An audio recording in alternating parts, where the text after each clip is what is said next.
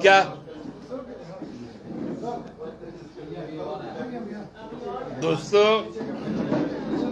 आप लोग का स्वागत करते हुए आप लोग के प्रति आभार भी व्यक्त करते हैं कि आप लोगों ने कल सुबह 6 बजे से बहुत मेहनत किया कि, और वो मेहनत इस प्रकार से दिखाया गया कि वर्तमान हेमंत सोरेन की सरकार में क्या से क्या हो गया कि ईडी का रेड सरकार के एक उच्च अधिकारी पर हुआ। इस प्रकार से पोर्ट्रेट किया गया कि यह रेड हेमंत सरकार के ऊपर में कोई भ्रष्टाचार का काम हुआ होगा, उसके खिलाफ हुआ। हम लोग सबको जानते हैं कि इन्फोर्समेंट डायरेक्टरेट, प्रवर्तन निर्देशालय भारत सरकार की एक ऐसी संस्था है जहां ना कोई प्राइवेट आदमी अप्रोच कर सकता है, ना वो किसी भी तरह से अपने से कोई खोजबीन कर सकता है। भारत सरकार का जो सेंट्रल विजिलेंस है, सेंट्रल ब्यूरो ऑफ इन्वेस्टिगेशन है और नेशनल इन्वेस्टिगेशन एजेंसी एनआईए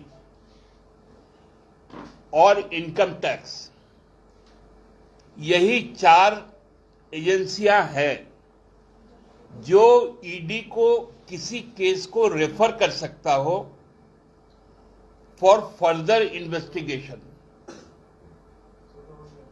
तो जब ईडी का रेड हुआ तो इस प्रकार से पेंट हुआ कि ईडी घुस गया, लेकिन घुसने के पहले की जो कहानी है वो है कि सीबीआई एक केस पे, जिन पे रेड हुआ, उन पर 2008-9 में एक केस दर्ज हुआ था जो मनरेगा से संबंधित था। जब वो खूंटी की उपायुक्त थी, चतरा की उपायुक्त थी और पलामू की उपायुक्त थी। उस वक्त का जो गड़बड़ झाला था उस पे कंप्लेन हुआ था और वो कंप्लेन करने वाला जेवीएम था। और राजनीति में सबसे शर्मिंदगी की बात है, आज तब के जेवीएम के नेता, आज के भाजपा के नेता पाठ पढ़ा रहे हैं हमारे मुख्यमंत्री को। मतलब बेईमानी और मक्कारी की, मैं मक्कार शब्द यूज कर रहा हूं, बेईमानी और मक्कारी की हद है कि जो भारतीय जनता पार्टी के शासन काल में जो भ्रष्टाचार हुए, उस पे कंप्लेन हुआ, उसकी जब जांच अभी हो रही है 14 साल के बाद, तो उसमें हेमंत सरकार को जोड़ा जा रहा है, क्योंकि वो अभी माइंस की भी सेक्रेटरी है। अरे भैया, राज के पदाधिकारी को किसी ना किसी विभाग तो देना ही पड़ेगा,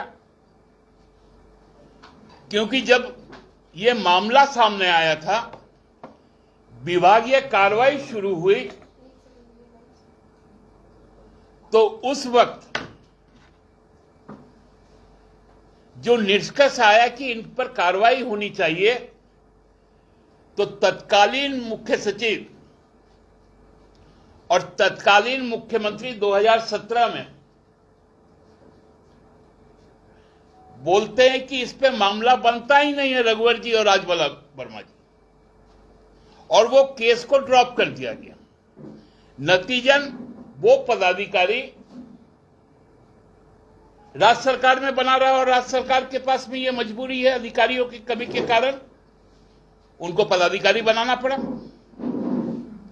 वो तथ्य लेकर मेरे मित्र और पार्टी के मेरे सहयोगी साथी विधायक सोनू जी भी यहां पर उपस्थित हैं। आप लोगों को भी वो पत्र हम लोग देंगे जिसमें उनको ग्रीन चिट मिला रघुवर जी के द्वारा। इसका मतलब भारतीय जनता पार्टी और रघुवर दास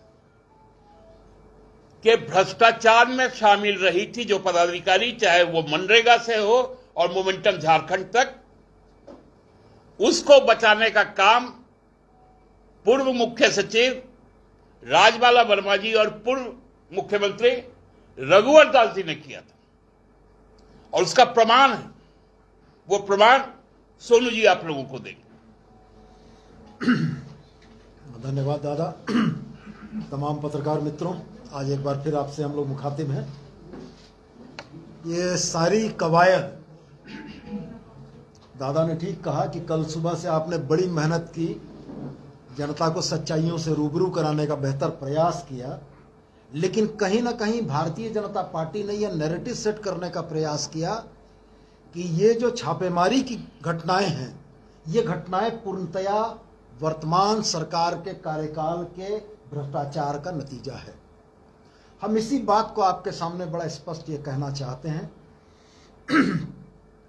कि आज सीपीआई के द्वारा रेफर्ड जिस केस पर छापेमारी हुई कल, और शायद आज भी जारी है, जैसा समाचार माध्यमों के माध्यम से हमें पता है, वह तमाम मसले खूंटी चतरा से संबंधित थे और मनरेगा में गबन से संबंधित थे।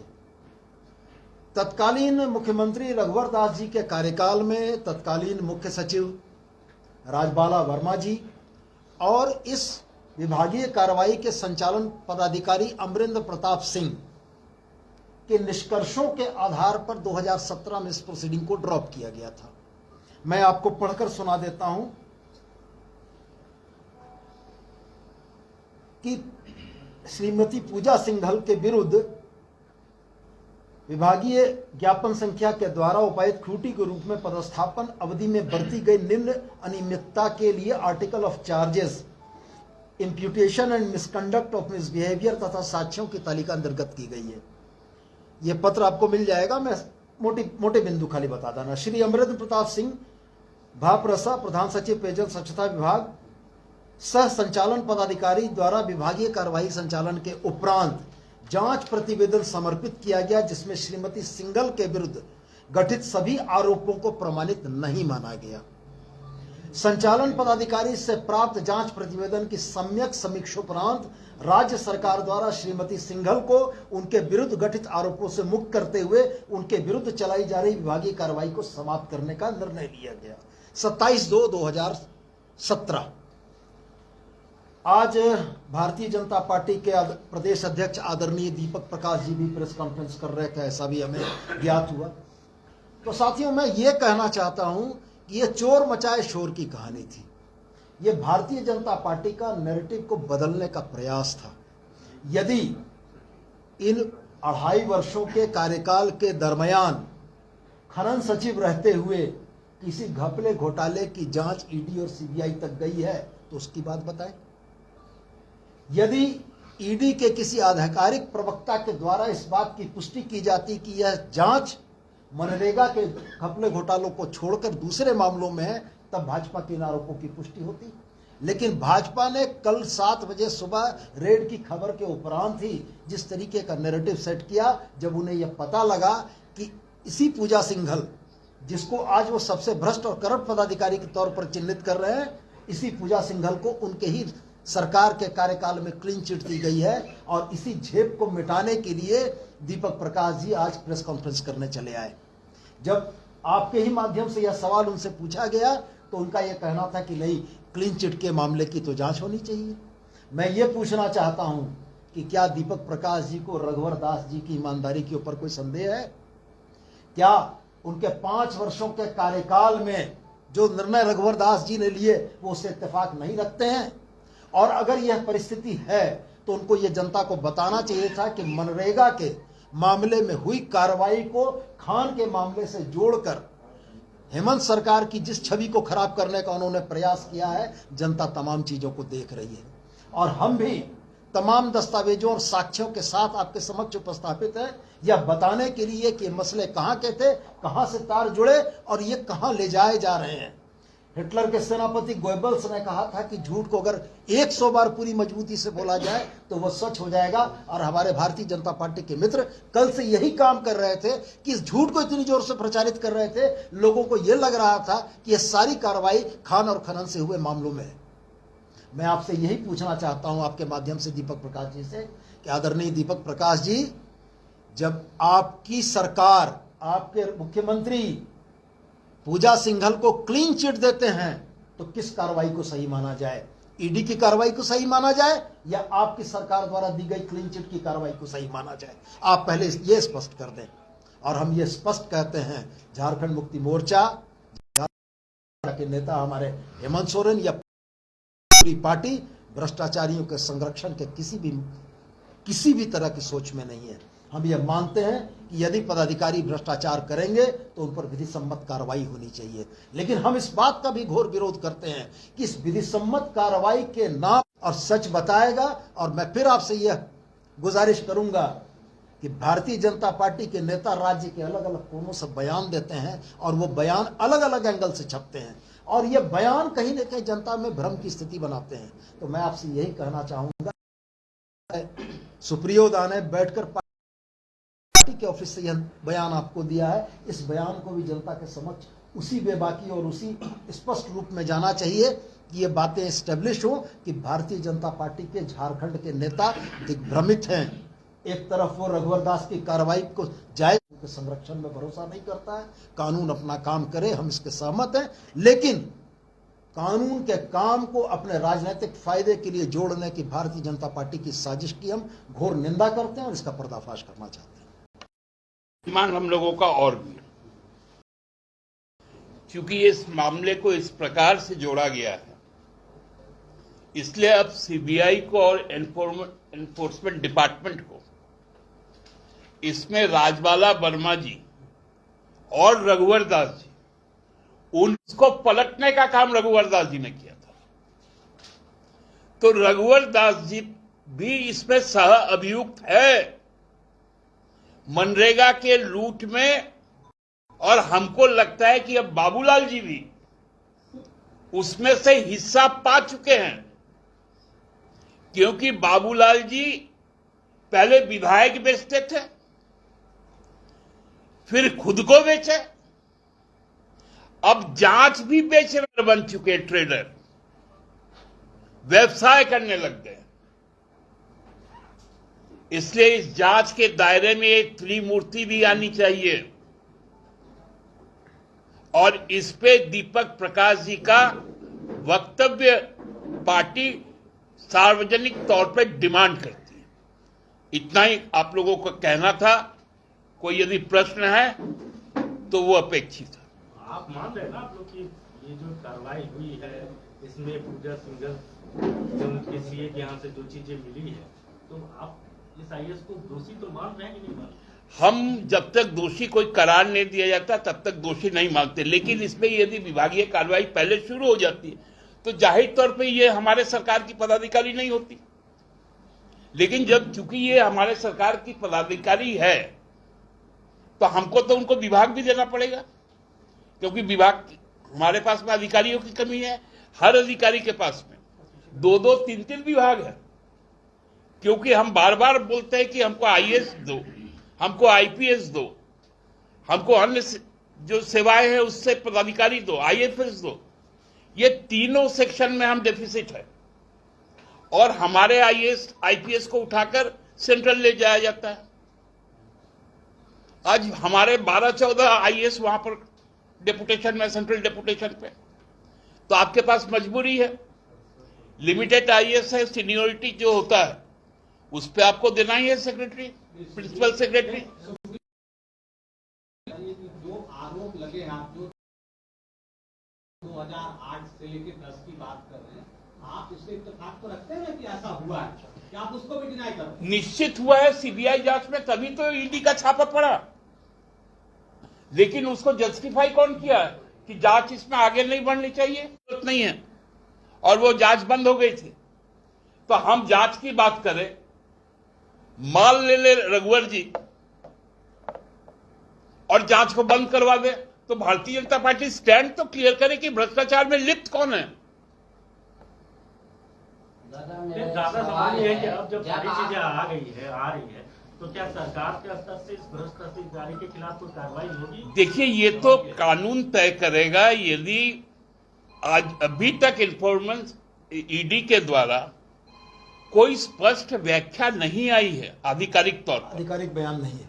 जब तक आधिकारिक बयान नहीं आ जाएगा तब तक राज्य सरकार के ऑप्शंस बहुत लिमिटेड है, क्योंकि उनको भी कैच जा सकते हैं वो। तो सारी परिस्थितियों पर विचार करके। क्या पूछ रहे थे पंडित जी? मेरा ये सवाल है, जब ईडी के तरफ से आप लोग कह रहे हैं कि ऑथराइज्ड कोई बयान नहीं आया है, तो ये तो अभी तय नहीं है कि मनरेगा वाले घोटाले के ही लेकर सिर्फ छपा हुआ है। और दूसरी सवाल मेरा ये है कि कल मुख्यमंत्री का बयान आया कि ये गीदड़ भपकी है, तो आपके अभी के बयान में और मुख्यमंत्री के कल के बयान में थोड़ा विरोधाभास है। नहीं, देखिए पांडे जी, मुख्यमंत्री जी ने भाजपा के संदर्भ में इस बात को कहा था।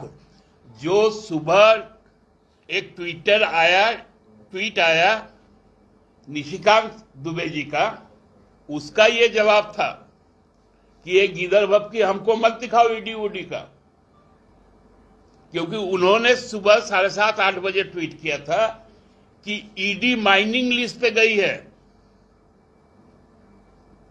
आपको याद होगा, उसी संदर्भ में हेमंत जी ने बयान दिया, इस बयान को दिया था कि ये गिदड़ भपकी हमको ना दे। और आप ही के अखबारों में आज छपा, आपके चैनलों में चला कि ये मनरेगा से संबंधित छापा। इसलिए हम लोगों ने मनरेगा के तत्कालीन जो परिस्थिति है, उस परिस्थिति से आप लोगों को परिचित करवाया। तो जो जांच टीम के बाद रघुवर दास ने इसको ड्रॉप कर दिया था, क्या आपकी सरकार फिर से उसको रीओपन करेगी? अब ये निश्चित तौर पे अब इतनी बड़ी कार्रवाई हो जाने के बाद, तो अब चूंकि ये तो अब उच्चतर जांच शुरू हो गई है और राज्य सरकार के पास में इसमें क्या लिमिटेशंस है, उसमें निश्चित तौर पे राज्य सरकार विचार करेगी। एक बात बताने का प्रयास करेंगे कि जो महिला रघुवर दास की करेगी वही हेमंत सोरेन जी की भी करेगी। आखिर क्या बात है इस महिला अधिकारी में जो आप लोग भी तमाम राजनीति कर? देखिए, मैं विरोध करता हूं इस शब्द का कि महिला अधिकारी आपको अधिकारी, चलिए अधिकारी, ये अपमानजनक चीज है और प्रेस के द्वारा ये नहीं पूछना। नहीं, राज्य की जनता को ये बताइए कि आखिर क्या इस अधिकारी में विशेषता है कि उस पर लाख आरोप लगे, लेकिन आप भी उसको बोल ही चुके हैं कि 14 सेक्रेटरी लेवल के पदाधिकारी हैं, 32 आपके पास विभाग हैं। क्या करेंगे आप? 32 विभागों का प्रभार 14 सेक्रेटरी लेवल के पदाधिकारियों के पास है। आप क्या करेंगे? और सवाल इस बात का उठता है कि ये क्लीन चिट कहां इस बात को दोषी करार देती है कि पूजा सिंघल ने अपने कार्यकाल में कोई भ्रष्टाचार किया। अगर रघुवर जी के समय में ये क्लीन चिट न मिली होती और उनको भ्रष्टाचारी करार दिया होता, अनुशासनात्मक कार्रवाई हुई होती, तो निश्चित रूप से हेमंत सरकार में भी उनको जगह नहीं मिलती। तो ये सुदीप जी, ये जो पैसे मिले हैं या जो पैसे आदमी पैसे मिले हैं जो पल्स हॉस्पिटल, आप लोग जल जंगल की भी बात करते हैं, जल जंगल की ही बात करते हैं पंडित जी। तो ये यादव जी ये बताइए कि ये जो जमीन पे आपके अधिकारी अस्पताल बनाए हैं, वही वाली बात, जो भूमिहरी जमीन है, उस जमीन का भाई वायलेशन हुआ। और वो हरमू नदी के बगल में जो बना हुआ बड़ा वाला बिल्डिंग है वो किनका है? नहीं, ये तो हरमू नदी के बगल में जो बस ऐड ऑन कर देते हैं, अगला को भी अगर चोर है तो हम भी चोर कोई